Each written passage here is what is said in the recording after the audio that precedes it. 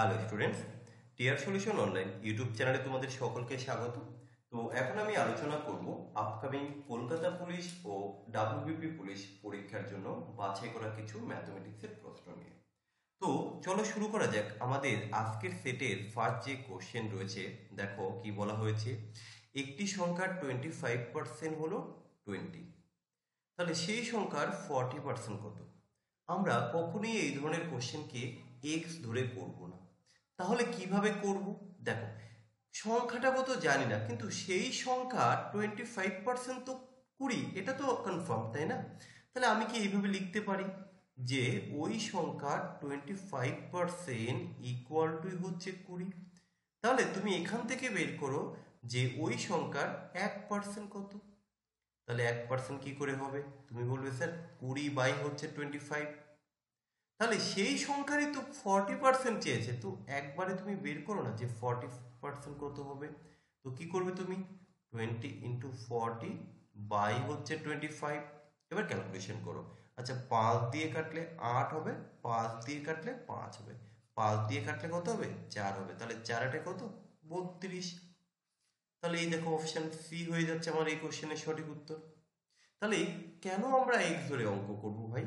X ধরে অঙ্ক করার কোনো প্রয়োজন নেই। আশা করি বুঝতে পেরেছো। চলো আমাদের পরবর্তী কোশ্চেন দেখো। একটি সংখ্যা যখন 22.5% হ্রাস পায় তখন 217 হয়, তাহলে সংখ্যাটি কত? একই রকম ভাবে এখানেও কিন্তু আমি 100 এর রেসপেক্টে বা এক্স ধরে আমি করব না। আমি কিভাবে করব? এই যে পার্সেন্টেজ, এই পার্সেন্টেজকে ফ্র্যাকশনে কনভার্ট করে করব। তাহলে ব্যাপারটা কিরকম?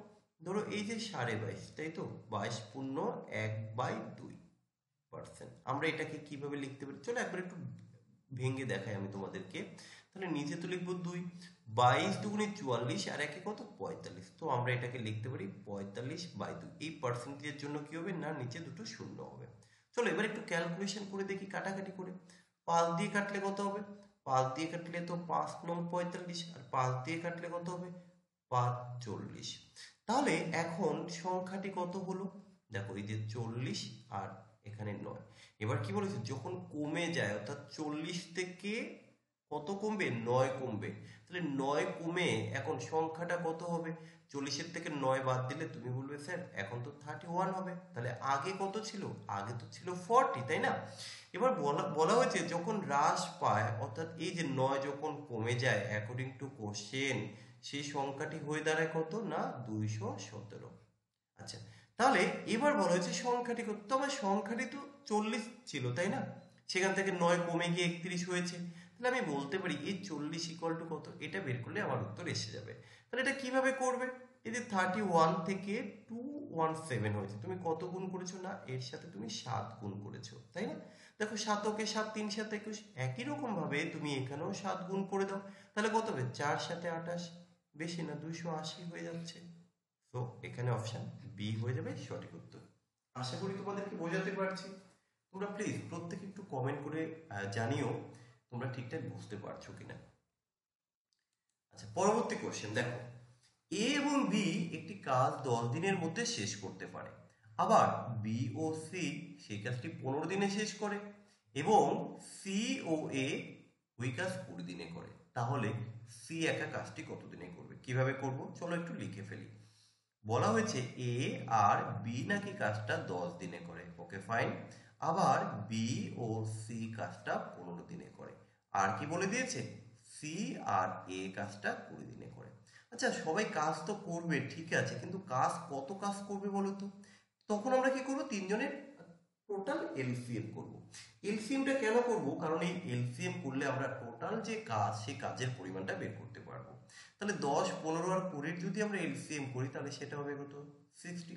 এই 60 কি? এটা হচ্ছে মোট মোট কাজের পরিমাণ, মোট কাজ। তাহলে এ আর বি 10 দিনে করে 60 ইউনিট, তাহলে একদিনে কত করবে? একদিনে যে কাজটা করে এটাই তো হচ্ছে তার কাজ করার ক্ষমতা বা এফিসিয়েন্সি। তাহলে এই 60কে আমরা 10 দিয়ে ভাগ করলে কি পাবো? 6। এটা কি না, এটা হচ্ছে কার্যক্ষমতা। এবার বিআরসি 15 দিনে করে 60 ইউনিট, একদিনে করবে 4 ইউনিট। সি আর এ 20 দিনে করে 60 ইউনিট, একদিনে করবে তাহলে 3 ইউনিট। এবার আমরা এই টোটালটাকে যোগ করব। এই টোটালটা যোগ করলে কি হবে বলো তো?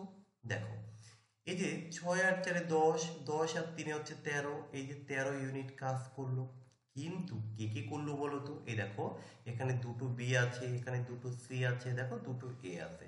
তাহলে আমরা এদেরকে যখন যোগ করলাম, তাহলে আমরা এইভাবে বলবো 2a plus 2b plus 2c।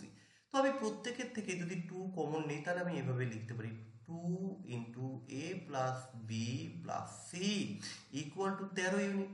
তাহলে তুমি এখান থেকে বলো তো A plus B plus C এর কাজ করার ক্ষমতা কত হবে? তখন তুমি 13কে 2 দিয়ে ভাগ করবে, তাহলে কত হবে?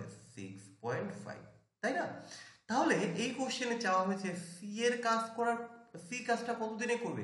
আরে ভাই, এ বি সি তিনজনে মিলে 6.5 ইউনিট বা 6.5 একক কাজ করে। আমার সি দরকার, তাহলে আমি এখান থেকে যদি এ আর বি বাদ দিয়ে দেই, তাহলে এ আর বি তো হচ্ছে 6 ইউনিট, তাই না? এখান থেকে তুমি 6 ইউনিট বাদ দিয়ে দাও, তাহলে তোমার কত পড়ে থাকলো বলো তো? এই যে মাইনাস করলে তুমি পাবে 0.5 ইউনিট বা হাফ ইউনিট, হাফ একক। তাহলে এবার সি কাজ করবে, মোট কাজ তো আছে 60 ইউনিট, তাহলে 60 ইউনিট কাজ করবে। সি একদিনে করে হাফ ইউনিট, তাহলে এই 60 ইউনিট কাজ করতে তার কতদিন লাগবে? বেশি না, মাত্র 120 দিন লাগবে। কি করে করলাম? এই দশমিক তুললে একটা শূন্য, 5 দিয়ে 600কে ভাগ করলে তো 120 হয়। তো এখান থেকে আমরা অপশন এ উত্তর করলাম। আশা করি বোঝাতে পেরেছি। দেখো ভাই, আমি অঙ্ক অনেক রকম ভাবে শেখানোর চেষ্টা করছি, কখনো অঙ্কগুলোকে খুব সুন্দরভাবে বোঝানোর চেষ্টা করছি, তাতে কি হয়, সময় একটু বেশি লাগছে। আবার কখনো কি হয় যে প্রত্যেকটা কোশ্চেন কিভাবে 1 মিনিটের মধ্যে করা যায়, সেটাও কিন্তু আমি দেখাচ্ছি। তোমরা রেগুলার আমার ক্লাসগুলো একটু ফলো করো, আশা করি ভালো কিছু করতে পারবে ভাই। পরের কোশ্চেন দেখো, একটি নৌকা 3 ঘন্টায় স্রোতের প্রতিকূলে এবং 1 ঘন্টায় স্রোতের অনুকূলে যায়, কতটা যায় না? 30 কিলোমিটার। এবার বলা হয়েছে তাহলে 60 কিলোমিটার পথ অতিক্রম করতে নৌকাটি কত সময় লাগবে? আচ্ছা, ওকে, ফাইন। আচ্ছা দেখো, তুমি একটা এই চ্যাপ্টারে যখন আমি অঙ্ক করাই, তোমরা জানো যারা রেগুলার ক্লাস দেখো, যে আমি এখানে সূত্র দিয়ে অঙ্ক করাই না, আমি একটা টেবিল বা একটা শখ এর মাধ্যমে করাই, তাই না? তো বোর্ড, এটা হলো স্ট্রিম। আচ্ছা, দেন এরপরে আমরা কি লিখি? ধরো আপ স্ট্রিম, দেন আমরা কি লিখি? ডাউন স্ট্রিম, দেন আমরা লিখি টাইম। ওকে, ফাইন। এবার দেখো, 3 ঘন্টায় স্রোতের প্রতিকূলে, এই যে আপ মানে হচ্ছে প্রতিকূল আর ডাউন মানে হচ্ছে অনুকূল, তাহলে 3 ঘন্টায় কতটা যায়? দেখো দূরত্ব তো 30 কিলোমিটার, তাই না? তাহলে কারণ যেটা 3 ঘন্টায় প্রতিকূলে যায়, সেটাই যখন অনুকূলে আসে সেটা 1 ঘন্টা। তাহলে আমরা যখন অঙ্ক করি এই চ্যাপ্টারের 1 ঘন্টার রেসপেক্ট, অর্থাৎ 1 ঘন্টার তার গতিবেগ কি সেটা ধরে অঙ্ক করি। তাহলে প্রতিকূলে 3 ঘন্টায় 30 কিলোমিটার, তাহলে 1 ঘন্টায় কত হবে? তুমি বললে স্যার 30কে 3 দিয়ে ভাগ করলেই তো পাওয়া যায় 10 কিলোমিটার পার ঘন্টা। ওকে, আবার তুমি এখানটা দেখো, এই যে 1 ঘন্টায় কখন? স্রোতের অনুকূলে, তাহলে 1 ঘন্টায় যাবে, তাই না? 30 কিলোমিটারই তো যাচ্ছে। ওকে, ফাইন, আমরা এটা করে ফেললাম। এবার ওরা কি চেয়েছে?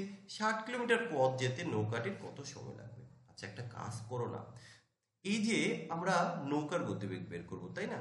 এই নৌকা যেতে কত সময় লাগবে, তা নৌকার গতিবেগ কি আছে আগে তো সেটা বের করতে হবে। নৌকার গতিবেগ কিভাবে বের করতে হয় তোমরা কি জানো? দেখো, নৌকার গতিবেগ হচ্ছে এই আপ আর ডাউন দুটোকে যোগ করে বাই 2 করতে হয়। তাহলে 30 10 40, তাকে 2 দিয়ে ভাগ করলে কত হবে? তুমি বলে স্যার বেশি না, সেটা কত হবে? 20 হবে, তাই না? 30 আর 10 20, 30 আর 10 40, 2 দিয়ে ভাগ করলে 20, তাহলে 20 কিলোমিটার পার আওয়ার। ওকে, কিন্তু 20 কিলোমিটার পার আওয়ার যদি হয়, 60 কিলোমিটার যেতে এখন তার কত সময় লাগবে? তোমরা তো জানো যে time equal to distance by speed, তাই না? তাহলে যাবে কতটা? 60 কিলোমিটার, তোমার স্পিড কত? 20 কিলোমিটার পার আওয়ার, তাহলে তোমার কত ঘন্টা লাগবে? তোমার 3 ঘন্টা লাগবে। অপশন এ হয়ে যাবে সঠিক উত্তর। ওকে, পরের কোশ্চেন, একটি ঘনকের দৈর্ঘ্য, প্রস্থ এবং উচ্চতা যথাক্রমে 12, 9 ও 8 সেন্টিমিটার রয়েছে। আয়তঘনকের দীর্ঘতম কর্ণের দৈর্ঘ্য কত? দেখো এই যে কর্ণ বলতে কি বলতো ডায়াগোনাল, তাই না? মানে সব থেকে আমরা ওই যে ধরো তোমার বাড়ির যে ঘরটা রয়েছে এই ঘরের মধ্যে সব থেকে বড় যদি বলা হয় যে কত মাপের একটা রড হোক বা একটা লাঠি হোক একটা বাঁশ হোক তুমি রাখতে পারবে বা ধরাতে পারবে, তখন তুমি কিভাবে করবে? তুমি কি আড়াআড়ি বা লম্বা লম্বি এইভাবে দেবে না, তুমি কিন্তু কোনায় কোনায় রাখবে। কারণ এই কোণা থেকে আরেক কোণায় যেটা হয়, মানে ব্যাপারটা হচ্ছে কিরকম বলো তো, ধরো এই হলো তোমার একটা ঘর, তুমি এইভাবে রাখলে দেখো বেশি লম্বা রাখতে পারবে না, এইভাবে পারবে না। কিন্তু যখন এটাকে ডায়াগোনাল এই কোনায় কোনায় রাখো তাহলে কিন্তু সব থেকে বড় রাখতে পারবে।